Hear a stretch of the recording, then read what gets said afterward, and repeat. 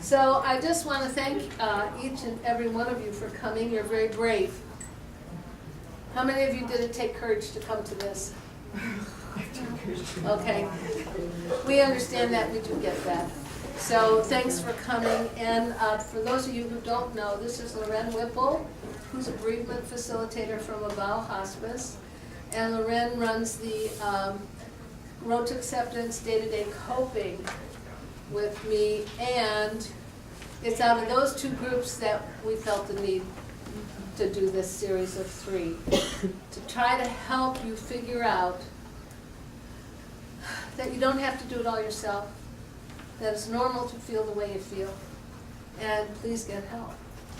So I'm going to turn it over to you, Loren. We've kind of divided this series of 3 into today. We're going to talk about blockades. Next, we're going to talk about why even consider facility placement. And facility placement is kind of we're using as our generic for whether it's daycare, respite, permanent, etc. Okay? So today we're going to talk blockades, then we're going to talk next time about why do it. And then the last session, which of course is my very favorite, we're going to talk about loss and grief and what it entails to do something such as placement. Again, whether it's daycare, respite, permanent, etc. Okay? So, today, those of you who are considering or not considering because you're resistant, we want to talk about why and what keeps you from making a decision or even considering options. Okay? So can I just jump in quickly? Absolutely. So as you're thinking about considering these the blockages, hear what she said. We're really talking about any separation, whether it's them in the club room, whether it's daycare, whether it's respite, whether it's placement. So wherever you are with your loved one, think about where you are. And don't just go to the placement part, go to the separation part. All right, if you could think about how you feel, you know, the first time you leave them in the back or the first time you think about daycare. Or, okay, so if you could personalize it that way, I think you'll be able to get more out of it for yourself. As you can see, we've broken it down into a few things already. But my guess is there's plenty more that you might be able to add to this list. But let's start with one of the biggest ones. And for any of our decision making where we're resisting or avoiding, whatever you want to call it, is fear. Any of you want to admit to having some fear about even contemplating this decision?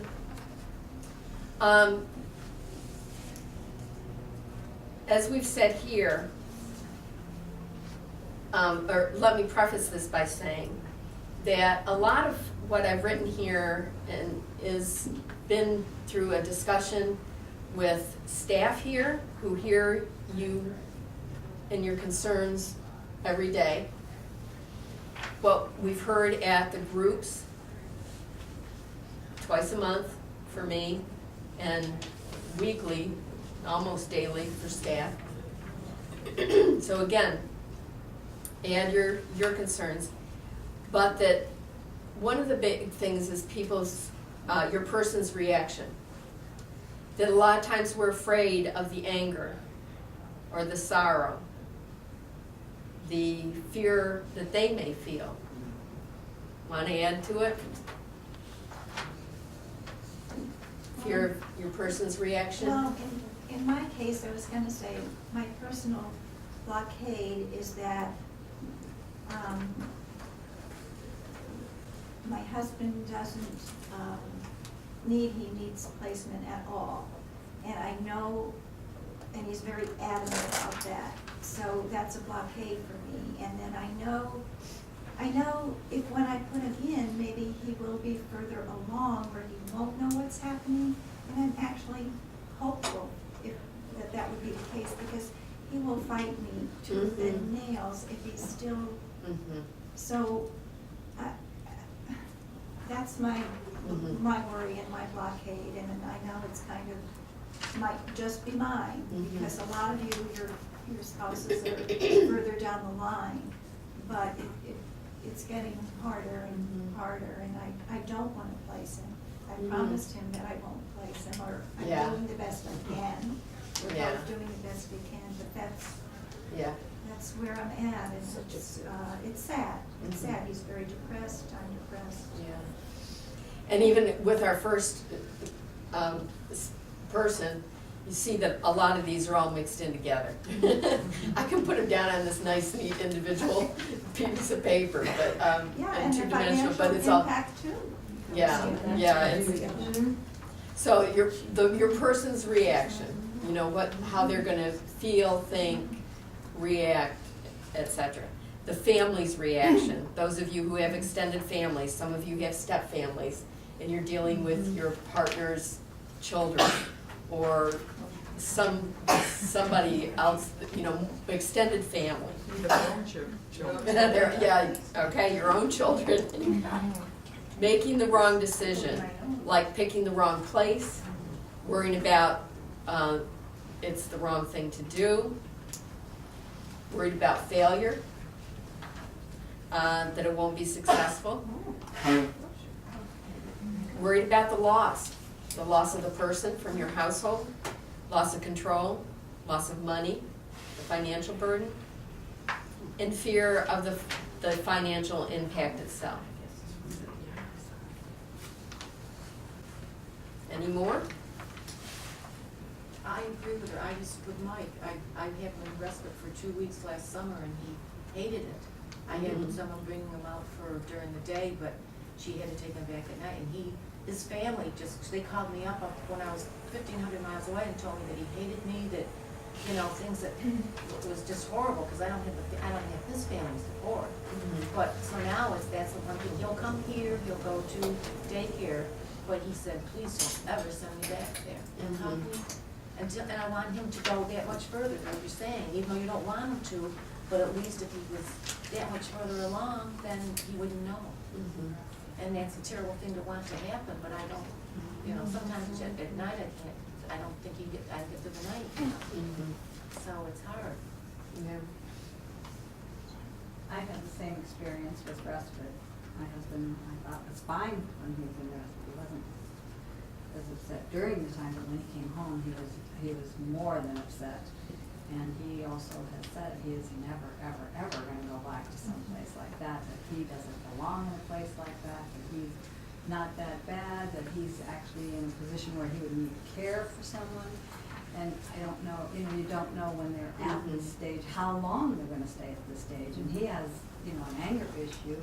So that makes me think he might need to go. But the financial impact, we're actually having a meeting with an elder care lawyer as soon as I get home to talk about that, because it's, you know, everything you've saved all your life, you know, to have this retirement is just going to be gone. It's all, I mean, I know there are ways to save and all this kind of stuff, but it still takes everything you have to be able to do this, and that's only a small part of it. And your family, my family is like children are fine with whatever I decide, but you know, when you mentioned his family, I never even thought about his sister and brother while they might feel, never even occurred to me. Yeah.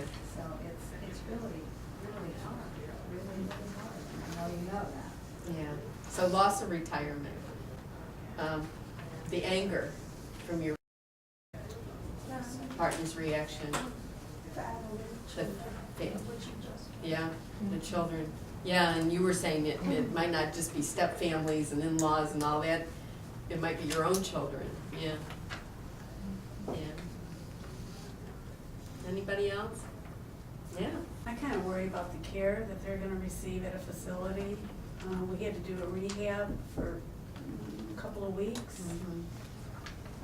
And I wasn't pleased, of course, there again, maybe it's because I was the primary caregiver and a lot of things go by the wayside.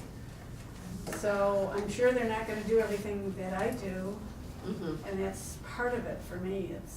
I just don't know if he's gonna get the proper care. So is it better to put him in a facility and run back and forth all the time?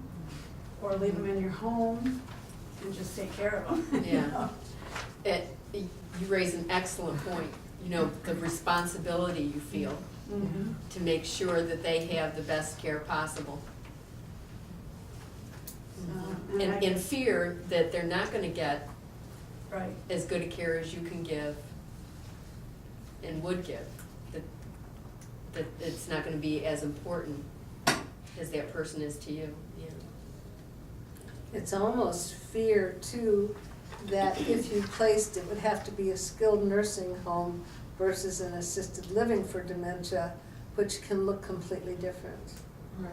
And so the rehabs are skilled nursing. And so we have a lot more choice with assisted livings here in town. It's a different ballgame. Okay. And hopefully that's what you're gonna get out of this series is the good news. And the good news is. Yeah. And Dorothy. There's another side to it. You can give them that care till you wear yourself out. And then if there's nobody else to take over from you, then what happens? yeah, you can give that care until you wear yourself out, and then what happens?